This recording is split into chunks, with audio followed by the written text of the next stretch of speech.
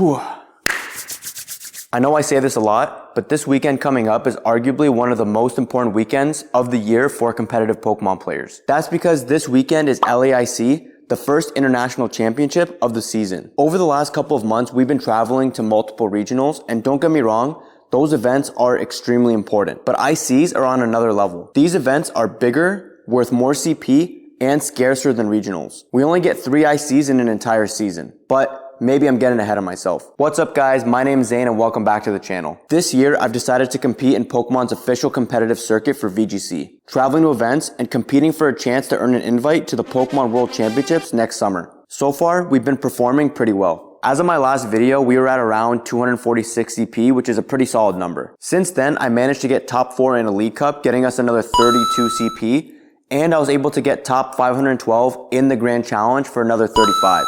However, there is a bit of bad news. It turns out that I forgot to link my Nintendo account to my Play Pokemon account. Yeah, I know. I'm a bozo. What that means is that we did not and we will not be getting our hard-earned CP from that GC that we competed in. That means that our current CP total is sitting at 278 instead of the 313 that it would have been. And that means that our current standing is 106th in North America instead of the 77th that it would have been. It's definitely a bummer, but there's still so many more online events to compete in, and this video isn't about dwelling about the past. It's about looking ahead towards the future. And in our future, we're gonna be headed all the way to Sao Paulo in Brazil to play some Pokemon. I'm super excited. I'm gonna be honest with you guys, I've not been able to prep for this event the same way that I have for the last few. Not to say that I haven't been practicing at all, because I've definitely been putting in some hours. But I haven't really had the chance to just grind it out because I've just had so much on my plate recently. However, that does not mean that I'm taking this tournament lightly. We're still gonna try our best and try to go as far as we can. I'm still holding out hope that this is gonna be the event where we get our first day 2.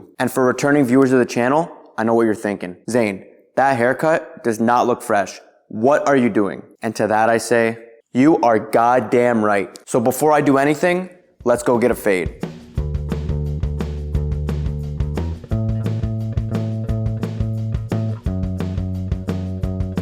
I got this travel adapter, which is gonna allow me to charge my devices when I'm there. Definitely worth it if you're traveling.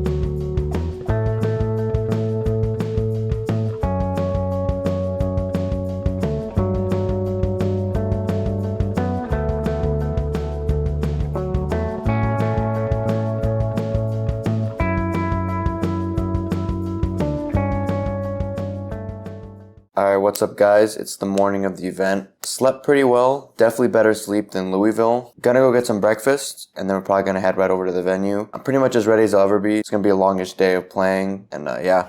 So, I'll see you guys when you get there.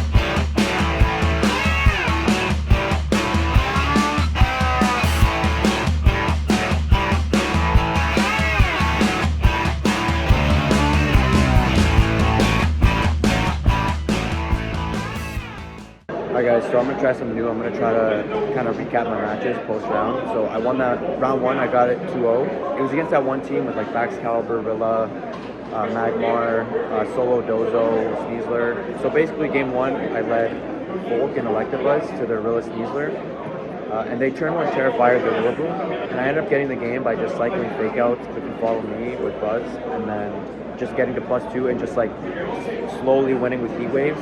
And the Magmar was Clear Smog, which is also a problem. So game 2, I decided to bring Prim in the back instead of Sneasler. So then I baited with the same leads of Volk and Buzz, and then turn 1 protected Buzz and switched in Prim.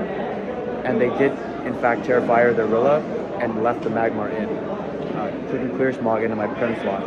From that point on, it was just Terra Water Hyper Voice plus Follow Me, basically cleared the whole team, and then, yeah.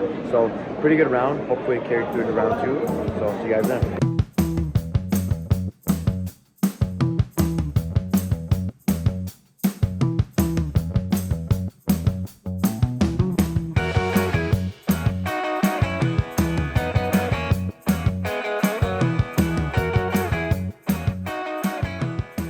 What's up guys, got back from round 3. Another 2-0 versus like a P2 balance team with like Grim Snortle or Soluna, Bocorona and Annihilate. I forget the last one, but it was a 2-0 but did not feel easy at all. It was very tough.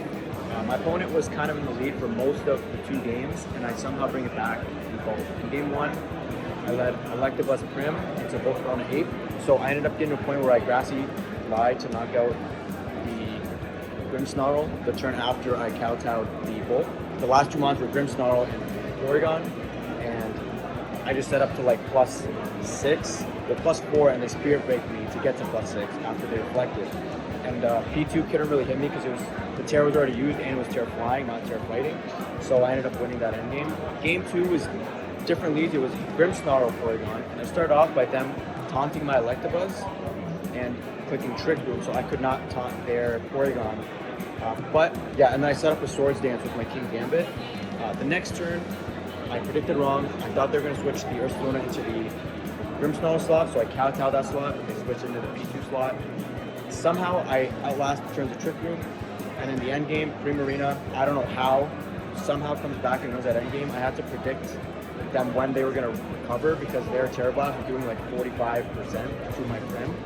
I was taunted, they were taunted, their taunt were off the turn before, so I went Protect Electro Web to knock out their Ape, that was low. The next turn it was Follow Me Moonblast. They were low enough that I'm like, okay, they're definitely going to be scared getting knocked out here, so I went Taunt Moonblast. And they did recover and yeah, got the game. So yeah, very, very tight game. Somehow pulled it out, so 3-0.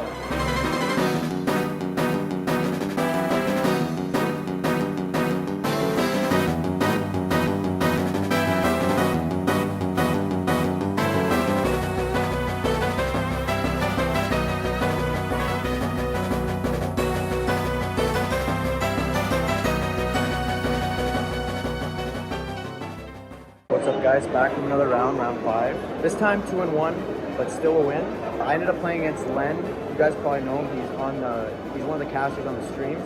He was playing a sand team, like Orb, Tyranitar, Leftovers Chomp, Light Orb, Dragapult. It was a very cool team. I lost the first game because I brought Sneasler, and I realized like Sneasler, even though it's good, theoretically good into Tyranitar, you honestly don't need it to knock it out. And end up being a liability because in sand you lose your Focus Sash. So my game plan is just like Rain, is you bring King Gambit, you bring Electabuzz, Grilla, and you just kind of set up Swords Dance and then just try to sweep the team with +2 kowtows. That's basically what I did in games 2 and 3. Game 2, he flinched me with a Rock Slide. Turn 1 was Follow Me, Electabuzz, Swords Dance. He Body Pressed and knocked off. The next turn it was Follow Me, Kowtow, and Corviknight to knock it out, but I got flinched on a Rock Slide. So the next turn I had to bring in Rilla to fake out and then Kowtow the Corv. I got to a little bit of a kind of scrappy-ish endgame, but I got it. Game 3, I want to play around the flinch. So in that same turn 2, instead of clicking Attack, Follow Me, I clicked Protect Electro Web. So that way on the next turn, I could click Follow Me and Kowtow into the Corviknight without, and I outsped the Tyranitar, so I wouldn't have to worry about a Rock Slide flinch. And then, yeah, from there, it kind of cleaned up a bit with some fake outs, some Kowtows. It's pretty much just pinning all the mons. Like Tyranitar can take a Sucker Punch when it's not Terra'd, but it can't take it if it does Terra and it's Terra Grass. So if they Terra Grass, the Sucker Punch will KO it, and if they don't, the Wood Hammer from Brilliant will KO it. So I ended up playing a pretty good set. Currently 5-0. One more till day 2. 3 more wins till top cut. Kind of crazy. Anyways, on to the next round.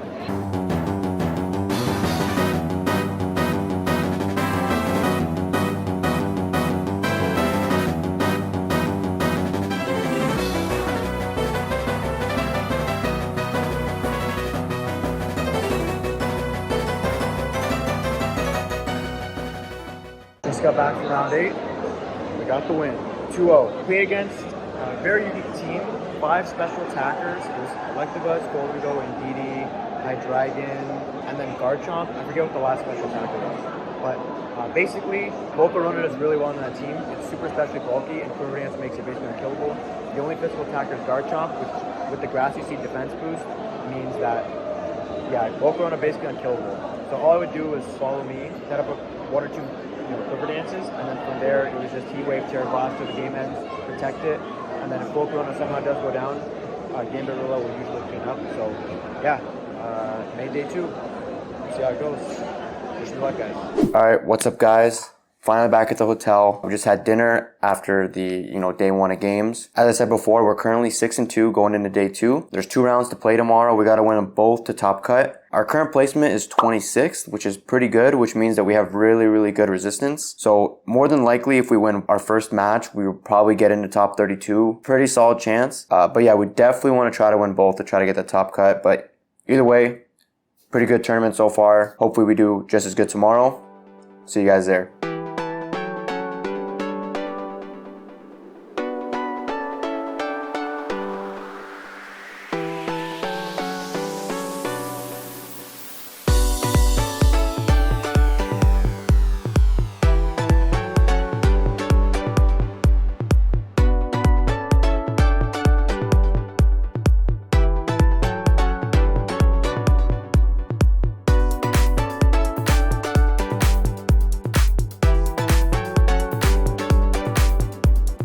Just played first round of day 2 or round 9. Fortunately lost.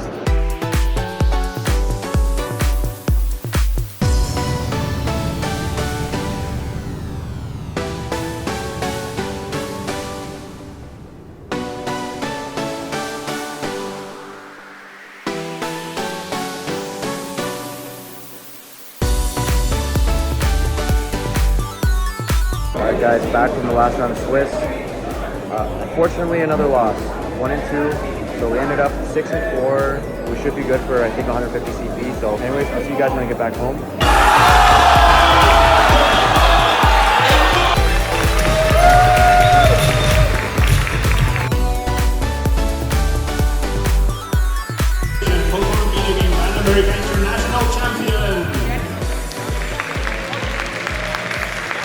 What's up guys, we're back from LAIC and what a successful weekend. Of course, as you guys know, we were able to get our first day 2 of the season and clinch a top 64 spot earning 150 CP. This puts us at a total of 428 CP, and as we're recording this video, we're currently ranked 44th in North America. That means that we're finally in the top 75, at least for now. We still gotta keep up what we're doing to hold our spot, but I like where we're at. I can't stress enough how important a finish like this is for our season. This was a huge step for us and will give us a real fighting chance for earning our World's invite this year. 1 or 2 more solid tournaments and we should clinch it. They said it couldn't be done, and yet here we are doing it. If you guys haven't seen my team report, I'll link it right now just in case you guys want to check it out and see what I played for the event. When it comes to the run itself, we had a pretty hard schedule playing against some really high level players, including Riley Fractura, Shohei Kimura, and Joe Ugarte. But somehow we managed to come out on top. And day 2?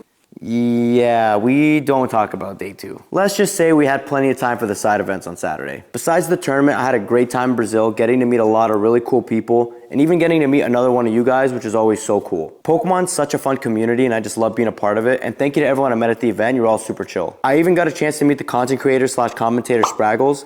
He was a super chill guy, and thank you so much for letting me take a picture with you. And of course, the one thing I know that you're all wondering about, the women there, they can just have my wallet, bro. I don't need it, man. Just take it. Jokes aside, guys, I had an absolutely amazing weekend, and I really hope that I'll be able to go to more LAICs in the future. I would love to run it back if I can. I got a few takeaways that I really want to share with you guys about things I did well, things I didn't do too well, and other things that I learned throughout the event. The first thing I learned is, guys, please do not, and I repeat, do not get a taxi in Brazil. Just use Uber. This isn't Pokemon related, but guys, I'm saving your life here. The first day of the trip, I decided to take a taxi from the airport to my hotel. Yeah, I looked it up on Google and it said, yeah, taxis are a little bit more expensive than Uber, but I'm like, you know what? It's already here. It's convenient. Why not try it out? I get to the hotel, cost me $200 Canadian.